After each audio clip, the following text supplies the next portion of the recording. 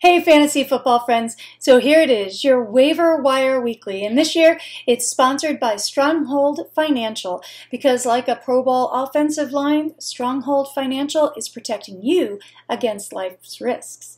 And just like they are, I'm protecting you against the risk of choosing a bad waiver wire pick.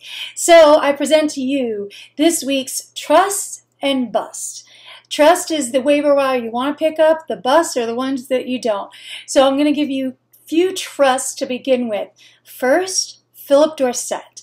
Phillip Dorsett, the wide receiver Patriots. He was second to only Gronk this week in targets. Gronk had 8, he had 7. 7 out of 7 for 66 yards and a touchdown. For comparison, Chris Hogan, who everybody's high on, was 1 of 5. So he had less targets and he only caught 1 of them. So who do you think Brady's trust is going to go to? At least for the next couple of weeks before Edelman gets back, I think we're going to be seeing a little bit more Dorsett and a little less Hogan. My second trust this week, welcome back, Quincy Enunwa. He caught fire this week, absolutely fire. I don't know if you guys watched that Jets game, but 6 out of 10 targets for 63 yards and a touchdown over the Lions. Way more targets than anyone else. Pryor and Sterling had 3 each, while Robbie Anderson only had 1. I think we're beginning to see the start of that Sam Darnold-Quincy Enunwa relationship. Clearly he trusts him. I'd like to see him not get a little bit more than 6 out of 10, more like 8 and 9 out of 10 that he's catching. But I think that's going to come with time. But the fact that he had 10 targets and everybody else had the closest was 3 tells me a lot about what Sam Darnold is seeing in him and trusting in him. So I like Quincy Enunwa as another pick this week. Now for the bus. The Buccaneers wide receiver Chris Godwin, I know everybody's high on him, but I'm really not.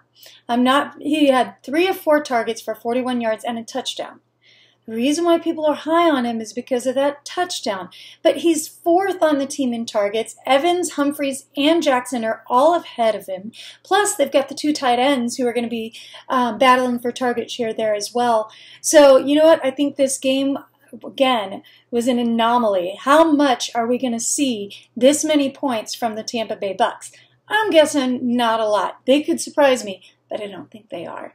And, it was against the Saints D, which we expected to be very good, but I think we're going to have to rethink that a little bit after giving up 48 points to the Tampa Bay Buccaneers.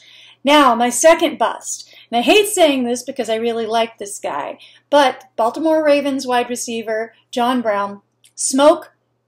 He used to be from Arizona, and I loved him here, but he caught 3 of 4 targets for 44 yards and a touchdown, and again, it's that touchdown that people are grabbing onto. Let's not forget that Baltimore last year was one of the least scoring teams in the NFL, and this week, when he did score, they were playing the Bills. The Bills. So let's think about that. The Bills. He was still the 3rd on the team in targets, and so I don't think that that's going to carry forward. I think that was a boom or bust type of situation. He boomed this time. I expect him to bust next time. But now I have a little bit of an extra piece for you. I know a lot of you out there lost a tight end this weekend and are going to be looking for somebody to pick up in his place. The good news, there are 2 great options out there for you right now. Number 1 is George Kittle of the San Francisco 49ers. He had 9 targets for 5 catches and 90 yards. He was definitely on Garoppolo's radar, and he should be on yours as well. My favorite tight end pickup this week, Jared Cook, for a number of reasons. Number 1, he had 9 receptions for 180 yards. That's a lot of points out there, especially if you're in PPR. Versus the Rams last night, he was targeted 12 times. 12 times. Now, when you think about it, the next in line on the Raiders with target share, 4 to Jordy Nelson. 4. 12, 4. So, again, this is a case where you can see when Derek Carr gets into trouble, he's going to Jared Cook. And he ended up getting into a lot of trouble last night, and I can see them getting into more trouble later. I love Jared Cook. I love watching him play. He just runs through people, and that's what you want in your tight end. So that's it for this week's Waiver Wire Weekly. If you have another question about a different player, should you pick him up? Do you not want to pick him up? Feel free to drop a question down below or tweet me at Rosalie Michaels, and I'm happy to answer that question for you there. Also, be sure to check out the Stronghold Financial website, which is below. Thanks so much, guys. See you next week.